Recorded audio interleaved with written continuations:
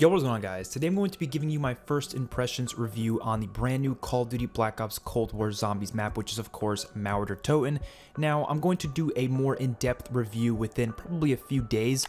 I'm just going to redo the Easter egg a couple times. I'm going to do some of the side quests, kind of experience the map a little bit more before I give you a full in-depth review for everything that is going on within this map. I will say right off the bat that this is by far the best map in Cold War Zombies. I don't even have to play it that much more to make that decision, just from completing the Easter egg once and playing it a couple times. Otherwise, I can already confidently say I enjoy it, and I think it's a much better and well-designed map than Firebase C as well as D Machine, and overall better than the Outbreak experience as a whole. I think this map is much more on the Black Ops 3 and 4 map quality that I've come to love the past couple years. Now, that's not to say that this map is absolutely perfect or even one of the best maps ever, because if I was looking at every single map we've ever seen in Call of Duty history, I don't think this would even crack the top 10, maybe the top 15 at most, but really nothing more than that. And that's not because the map isn't good, because like I said, obviously it's a really solid map. There's just been way too many other fantastic maps out there, and I think this map still lacks in a couple different places, specifically things to do on the map. Now, the things to do on the map are great, and I'm really enjoying it, but then again, it's our first day of playing, which is why I always like to wait a couple of days or even weeks before making a solid opinion on a map, because replayability is really important. You know, there's tons of maps that were really fun on launch, but then after a couple weeks or even sometimes a couple of days, the map just isn't fun anymore, and I'm afraid that that's going to happen in this map like it does for a lot of the other Cold War maps, simply because there's not a lot of things to do on the map. I think the things that you can do, like I said, are really fun and probably some of the best stuff from Cold War in terms of how it's designed, especially the Easter egg. Some of the side quests are really cool as well. The Wonder Weapon is amazing. The map's design is really fantastic. But other than that, what else is there to do?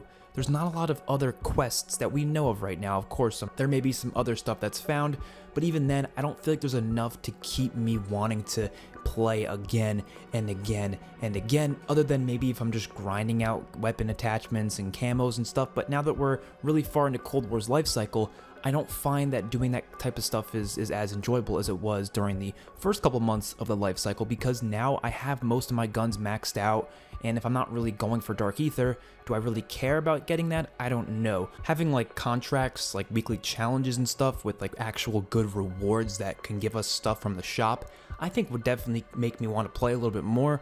But just talking about the map itself and how it holds up, it's a really solid map. The map's atmosphere is amazing. I don't think the music is the best it could be, and I'm not saying the music isn't good, I'm saying there's not enough of it. It has really solid music in certain steps of the Easter egg and in certain side quest steps, and even the Easter egg song, which is actually the song Amoeba. It's not even like a Kevin Sherwood song, but it's a really good song regardless, and I really enjoy playing it on the map. But in terms of just the atmosphere, I feel like there's not enough music playing. The same thing goes for Firebase C and D Machine, so the atmosphere isn't exactly where I'd like it to be, but it's still really solid. The story is ramping up in a pretty cool way. I mean, I'm not a big story guy, but I'm actually kind of interested in it and interested to see where it goes from here. In terms of gameplay, like I said, the Wonder Weapon is amazing. It's such a fun weapon to use, and you can get all the different upgraded variants of it. It's definitely going to make just casually playing this map a lot more enjoyable because of how good the Wonder Weapon is and how good it can be even in higher rounds. So I definitely think high rounds is going to be quite enjoyable within this map. I haven't personally gotten anything past like round 35 thus far because I haven't necessarily tried to go further than that, but I definitely think from a high round player's perspective, which I'm not really a high round player, like I said, I don't find high rounds to be that interesting in zombies, but if you are, I definitely think there's a lot of cool things to do with the Wonder Weapons here, and you basically never run out of ammo on them, so I mean, you're never going to have ammo problems really.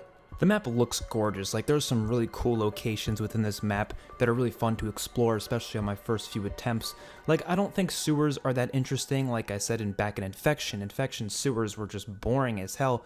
But the sewage systems in here are actually really interesting because you have a lot of little mysterious things to discover within the story, and the sewers just kind of look nice too. Like, I don't know how they managed to make sewers look nice, but they did, and it all leads to the secret room that you go into for the Easter egg, and it's this really epic, like, scientific factory-like room, and there's tons of stuff you need to do for the Easter egg within there, and it's like this main hub place for the Easter egg that you have to use later on, and it's also the boss fight arena. You of course have the trains that come by during on the subway area, and that's really cool because it kind of is like Shallon Shuffle's little subway area where the trains come by. Same sort of a deal, but I really like how it works within this map because those things are terrifying. Like, it comes by fast and zombies come out of the train. They're like yelling and screaming. It's like there's still people on the train or something, and they're just coming out and they're like on fire. It's really cool looking, and I think the overall aesthetic of this map is just really good. The boss zombies, amazing. I really like the boss zombies on this map. I think the Disciple is one of the coolest boss zombies we've ever seen, probably in zombies history, to be honest. You of course have some returning boss zombies as well, whether they're from Outbreak or from previous maps. Like even the Mimic makes a return on certain parts of this map. You see the Megaton in certain parts of the map. He's not just running around the whole time or anything, but there's certain steps of the Easter egg and certain side quests where they will appear. You also, of course, have the Manglers returning. You have the Panzer Soldat back from Outbreak, as well as Tempests that come every now and then. You have the Tormentors, which are new, and they come on special rounds. They're kind of like napalm zombies, and they just kind of run at you and blow up. And they're cool. They look pretty cool. I'm definitely not against them. And I think in terms of the aesthetics of all these bosses, they look amazing. And in terms of gameplay, they work very, very well. But there is one big negative with the bosses, and it's the fact that they spawn in way too often. Just like Firebase C, when I said the Mimics and the Manglers spawn in way too often, I think this map has that same issue. Manglers don't spawn in that much. I'm not really too mad with the Manglers, but when they do spawn in a lot, they're usually pretty easy to take out. But Panzers, they need to chill out with that. Panzers should not be coming in with like 5+ Panzers per round. I was playing co-op earlier trying to do the Easter egg, and there was one part of the Easter egg we were doing, 10 Panzers spawn in at once. That is just, no. That is way too much.